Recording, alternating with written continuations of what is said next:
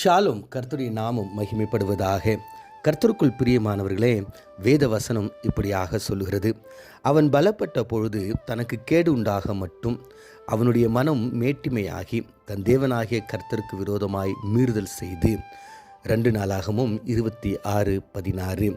கர்த்தருக்குள் பிரியமானவர்களே, நம் வாசிக்க கேட்ட இந்த வேத வசனம் ஊசா ராஜாவை குறித்து நமக்கு காட்டி கொடுக்கிறது. ஊசா ராஜாவை குறித்து அவருடைய வாழ்க்கையில் தேவன் செய்த காரியங்கள், அல்லது அவர் தேவனோடு கூட எப்படி இருந்தார், அதன் மூலமாய் பெற்றுக்கொண்ட ஆசீர்வாதங்களை நாம் முதலாவதாக பார்த்து அவர் எதற்காக இந்த நிலைமைக்கு தள்ளப்பட்டார் என்பதை நாம் தியானிப்போம். முதலாவதாக, அவர் 16 வயதாக இருக்கும்போது ராஜாவாக மாறுகிறார். 52 வருஷம் எருசலேமை அரசாண்டார். எனக்கு தெரிஞ்சு அந்த நாட்களில் அதிகமாய் அரசாண்ட ஒரு ராஜாவாக இவர் இருக்கிறார். 52 வருஷம் இவர் அரசாண்டு இருக்கிறார் என்று நம்மளுக்கு வேதவசனம் சொல்லு. தாவீது இவர்கள் எல்லாம் 40 ஆண்டுகள் என்று நம்ம பார்க்கிறோம். அப்போ அதிக ஆண்டு அவர் அரசாண்டு இருக்கிறார். கர்த்தரின் பார்வைக்கு செம்மையானதை செய்திருக்கிறார். தேவனுடைய தரிசனங்களின் புத்திமானாய் இவர் இருந்திருக்கிறார். சகரியாவின் நாட்களிலே தேவனை தேட மனதாய் இருந்தார்கள், மனதிறங்கி இருந்தார்கள் என்று நம்ம பார்க்கிறோம். அவரை தேடின நாட்களில் தேவன் அவன் காரியங்கள் எல்லாம் வாய்க்க செய்தார் என்று பார்க்கிறோம். அது மாத்திரமல்லாமல் பட்டணங்களை அவர் கட்டினார். தேவன் அவருக்கு துணையாக நின்றார். அமோனியர் ஊசாவுக்கு காணிக்கைகளை கொடுத்தார்கள். அமோனியர்கள் மிகவும் இஸ்ரவேல் மக்களை வேதனைப்படுத்துகின்ற ஒரு மக்களாக இருந்தாலும் அவர்கள் காணிக்கை கொடுத்தாங்க என்று நம்ம பார்க்கிறோம். இதன் விளைவாக அவர் பார்த்திங்கன்னா கோபுரங்களை அவர் கட்டுகிறார். இதுக்கு முன்னாடி பார்த்தோம் பட்டணங்களை கட்டினார், இப்பொழுது கோபுரங்களை கட்டுகிறார்.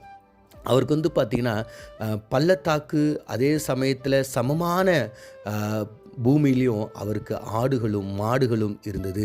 பயிர்களும் திராட்சை தோட்டங்களும் அவர் வளர்க்கிறவராய் அவருக்கு அது போதுமானதாய் இருந்தது.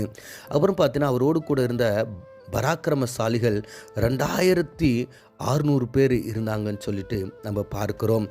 அது மாத்திரம் அல்லாமல் அவருக்கு 3750 பார்த்தீங்கன்னா யுத்த வீரர்கள் அவருக்கு இருந்தார் சொல்லிட்டு பார்க்குறோம். அப்போ ஆண்டவரோடு கூட அவர் இருந்ததுனால, தேவனுடைய பிள்ளையாய் அவர் அநேக காரியங்களை தேவனுக்கு செய்ததுனால அவருடைய வாழ்க்கையில் எல்லா இடங்களிலும் ஆசீர்வாதங்க. 16 வயதில் அவர் ராஜாவாக மாறி 52 வருஷம் அவர் ராஜாவாக இருக்கிறார். அவர் கோபுரங்களையும் பட்டணங்களையும் கட்டுகிறார். எல்லா இடத்துலையும் அவருக்கு ஆசீர்வாதம். நிறைய பேர் அவருக்கு எடுத்துன்னு வந்து டேக்ஸ் எல்லாம் கொடுக்குறத நம்ம பார்க்குறோம். ஆனால் இந்த நிலையில் அவர் இருக்கும் பொழுது, அவன் பலப்பட்ட பொழுது தனக்குத்தானே கேடு உண்டாகும் மட்டும். அப்போ இந்த பலப்படும் போது அவர் கேடு உண்டாக அவர் என்ன பண்ணார்னா, கர்த்தருடைய பலிபீடத்தின் மேலே தூபம் காட்ட கர்த்தருடைய ஆலயத்திற்குள் பிரவேசித்தார் என்று பார்க்கிறோம். அந்த நேரத்தில் ஆசாரியர்கள் அவங்க ஒரு 80 பேர் அவர்கிட்ட சொல்கிறாங்க, ராஜாவே நீங்கள் அங்கே போகக்கூடாது, கர்த்தருக்கு தூபம் காட்டுகிறது உங்களுக்கு அது உரியது அல்ல, அது நாங்கள் தான் செய்யணும்னு சொல்லிட்டு அவங்க சொல்லும் பொழுது ஊசா ராஜா அதை கேட்காம அதுக்குள்ளே போயிட்டு கர்த்தருடைய ஆலயத்தை தூபபீடத்தின் மேல் முன்னாக நிற்கும்போது அவருடைய நெற்றியிலே குஷ்டரோகம் தோன்றிற்று.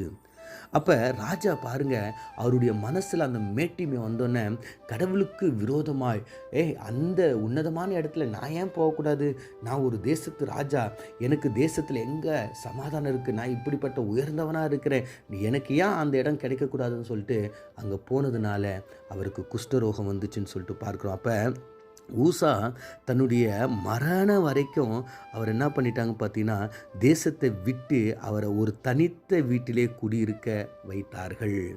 ஒரு தனித்த வீட்டில் அவர் என்ன பண்ணார், அவருடைய மரணம் வரைக்கும் அங்கே தான் அவர் என்ன பண்ணார், குடியிருந்து அவர் மரித்து போனார். வசனம் சொல்லுகிறது, ஊசா ராஜா பார்த்தீங்கன்னா தேவனுடைய ஆலயத்திற்கு, கர்த்தருடைய ஆலயத்துக்கு புறம்பாக்கப்பட்டார் என்று வேத வசனம் சொல்லுது.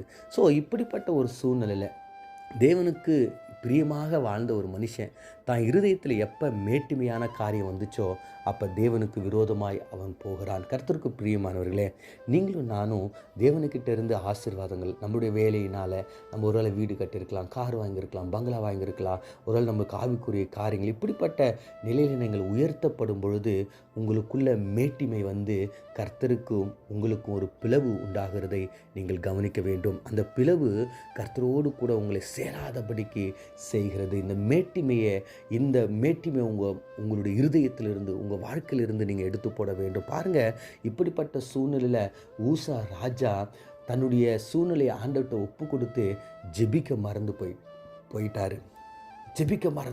ஆண்டவரே, ஏன் எனக்கு இந்த நிலைமையை மாற்றுங்கன்னு சொல்லிட்டு அவர் ஜெபிக்க மறந்து போயிட்டார். கர்த்தருக்குள் பிரியமானவர்களே, நீங்களும் நானும் ஊசா ராஜா செய்தது போல் அநேக நல்ல காரியங்களை நம்ம செய்யலாம். அவர் செஞ்ச ஒரு தவறான காரியத்தை நீங்களும் நானும் செய்யாதபடிக்கு, மேட்டிமை கொள்ளாதபடிக்கு நம்மளுடைய சூழ்நிலையில் நம் கர்த்தரை நோக்கி நாம் ஜெபிக்கலாம். நம்முடைய வாழ்க்கையில் மேட்டிமை இருக்குமானால் ஆண்டவருடைய சமூகத்தை நோக்கி, ஆண்டவரே, எனக்குள்ளே இருக்கிற மேட்டிமையை எடுத்து போடுங்க. ஆண்டவரே, என்னை எப்பொழுதும் தாழ்ந்த ஒரு இருதயத்தை எனக்கு தாங்க, தாழ்மை உள்ளவன்கிட்ட உம்முடைய கிருபை தங்குன்னு சொன்னீங்களே ஆண்டவரே, எனக்கு அப்படிப்பட்ட ஒரு வாழ்க்கையை தாங்க ஆண்டவரே.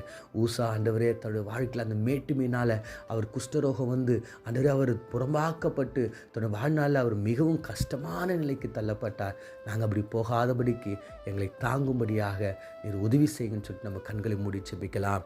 எங்களை அதிகமாக நேசிக்கிற எங்கள் பரலோக தகப்பனே, ஆண்டவரே, ஊசா ராஜாவை குறித்து நாங்கள் தியானித்தோம். அநேக காரியங்களை அவர் தன்னுடைய வாழ்க்கையில் அவர் செய்தார். ஆனால் உமக்கு விருப்பமில்லாத காரியத்தை அவர் செய்த ஆண்டவரே, தனக்கு தானே ஆண்டவரே தீங்கு விளைவித்து கொண்டு உமக்கு தூரமாய் போய்விட்டார். ஆண்டவரே, நாங்களும் ஆண்டவரே அந்த மேட்டிமை ஆண்டவரே, அந்த மேட்டிமையான எண்ணங்கள் எங்களுடைய வாழ்க்கையில் இல்லாதபடிக்கு ஆண்டவரே தாழ்மை எண்ணத்தை எங்களுக்கு கொடுத்து உங்களுடைய ராஜ்யத்துக்கு நேராக எங்களை சேர்த்து கொள்ளும்படியாய் இயேசு மூலம் ஜெபிக்கிறோம் நல்ல பிதாவே, ஆமேன்.